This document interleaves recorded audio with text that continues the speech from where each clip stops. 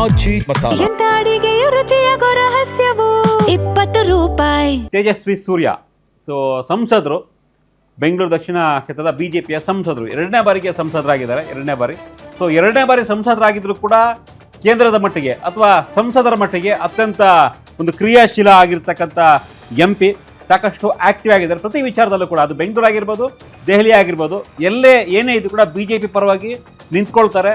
ಕರ್ನಾಟಕದಲ್ಲಿ ಏನೋ ಸಮಸ್ಯೆ ಇದ್ರು, ಬೆಂಗಳೂರು ಏನೋ ಸಮಸ್ಯೆ ಇದ್ರು, ಅದ್ರ ಬಗ್ಗೆ ಮಾತನಾಡ್ತಾರೆ. ಆ ರೀತಿಯಾಗಿ ಆಕ್ಟಿವ್ ಆಗಿರ್ತಕ್ಕಂಥ ಲೀಡರು. ದೆಹಲಿ ಪಾಲಿಟಿಕ್ಸ್ನಲ್ಲಿ ಕೂಡ ಸಿಕ್ಕಾಪಟ್ಟೆ ಪೈಪೋಟಿ ಕೊಟ್ಟಿರ್ತಕ್ಕಂಥ ಲೀಡರು. ಸದನದಲ್ಲಿ ಕರ್ನಾಟಕದ ಪರ ಮಾತಾಡ್ತಾರೆ, ಕಾಂಗ್ರೆಸ್ ವಿರುದ್ಧ ಮಾತಾಡ್ತಾರೆ, ಒಟ್ಟಿನಲ್ಲಿ ಮಾತಾಡ್ತಾರೆ. ಅತಿ ಹೆಚ್ಚು ಆಕ್ಟಿವ್ ಆಗಿರ್ತಕ್ಕಂಥ BJP MP ಅಂದರೆ ಯಾವುದೇ ರೀತಿಯ ಡೌಟ್ ಇಲ್ಲ. ಸೊ ಈಗ ನೆಕ್ಸ್ಟ್ 2023ಕ್ಕೆ 2024ರಲ್ಲಿ ಲೋಕಸಭೆಗೆ ಹೋಗಿದ್ರು. 2028ಕ್ಕೆ ಮತ್ತೆ ಕರ್ನಾಟಕಕ್ಕೆ ಫಸ್ಟ್ ಟೈಮ್ ಅಂದರೆ ರಾಜ್ಯ ರಾಜಕಾರಣದಲ್ಲಿ ಇಲ್ಲ ಇವರು, ಈಗ ಮತ್ತೆ ರಾಜ್ಯ ರಾಜಕಾರಣಕ್ಕೆ ಬರಬಹುದು ಆ ಒಂದು ಚಿಂತನೆಯಲ್ಲಿ ಇದ್ದಾರೆ ಅಂತ. ಅದು ಬಸವನಗುಡಿಯಿಂದ ಅನ್ನೋ ಲೆಕ್ಕಾಚಾರ. ಈಗಾಗಲೇ ಅವರ ರವಿ ಸುಬ್ರಹ್ಮಣ್ಯ ಅಲ್ಲಿ MLA ಆಗಿದ್ದಾರೆ.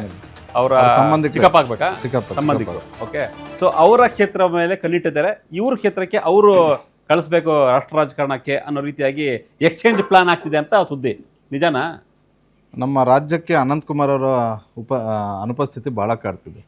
ಅವರು ವಿಧಿವಶರಾದ ಬಳಿಕ ಅದರಿಂದ ತೆರವಾದಂಥ ಕ್ಷೇತ್ರ ತೇಜಸ್ವಿ ಸಂಸದರಾಗಿದ್ದು. ಇಲ್ಲ ಅಂತ ಹೇಳಿದ್ರೆ ಅಷ್ಟು ಸುಲಭವಾಗಿ ತೇಜಸ್ವಿ ರಾಜಕೀಯ ಪ್ರವೇಶಕ್ಕೆ ಅವಕಾಶ, ರಾಜಕೀಯದ ABVP ಬಂದಂಥವ್ರು ಅಷ್ಟು ಸುಲಭವಾಗಿ ಎರಡೆರಡು ಬಾರಿ ಸಂಸದರಾಗೋದಕ್ಕೆ ಆಗ್ತಿರ್ಲಿಲ್ಲ. ಈಗ ಸಂಸದರಾಗಿದ್ದಾರೆ, ಸಕ್ಸಸ್ಫುಲ್ ಸಂಸದರಾಗಿ ಕೆಲಸ ಮಾಡ್ತಾರೆ. ಎಲ್ಲವನ್ನೂ ಒಪ್ಪೋದಕ್ಕಾಗೋದಿಲ್ಲ, ಕೆಲವನ್ನು ಒಪ್ಪಬೇಕು. ಯಾಕಂತ ಹೇಳಿದ್ರೆ ರಾಜ್ಯದ ಕೆಲವೊಂದಷ್ಟು ವಿಚಾರಗಳು ಬಂದಾಗ ಧ್ವನಿ ಎತ್ತಿದ್ದಾರೆ ಲೋಕಸಭೆಯಲ್ಲಿ. ಹೊರಗಡೆನೂ ಮಾತಾಡಿದರೆ, ಒಳಗಡೆನೂ ಕೂಡ ಮಾತಾಡಿದ್ದಾರೆ. ಹಲವು ಭ್ರಷ್ಟಾಚಾರದ ವಿಚಾರಗಳ ಬಗ್ಗೆನೂ ಕೂಡ ಮಾತಾಡಿದ್ದಾರೆ. ಭಾಳಷ್ಟು ಆಕ್ಟಿವ್ ಆಗಿರುವಂತಹ ಸಂಸದರು.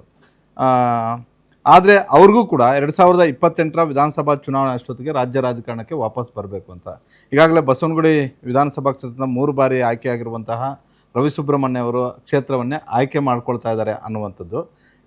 ಎಕ್ಸ್ಚೇಂಜ್ ಮಾಡ್ಕೊಳ್ಬೋದು, ಏನು ಚಿಕ್ಕಪ್ಪ ಹೇಳಿದ್ರೆ ಕೇಳ್ಬೋದೇನೋ ಗೊತ್ತಿಲ್ಲ. ಬಿಜೆಪಿಯ ರಾಷ್ಟ್ರೀಯ ನಾಯಕರು ಒಪ್ಪಬೇಕಷ್ಟೇ ಇದಕ್ಕೆ. ಯಾಕಂದರೆ ಫ್ಯಾಮಿಲಿ ಪಾಲಿಟಿಕ್ಸ್ ಅಷ್ಟು ಸುಲಭವಾಗಿ ಎಲ್ಲರೂ ಯಡಿಯೂರಪ್ಪನ ಥರ ವರ್ಚಸ್ಸಿರುವಂಥ ನಾಯಕರುಗಳೇನಲ್ಲ. ಹಾಗಾಗಿ ತೇಜಸ್ವಿ ಇಷ್ಟಪಡ್ತಾರೆ ವಾಪಸ್ ಬರಬೇಕು ಅಂತ.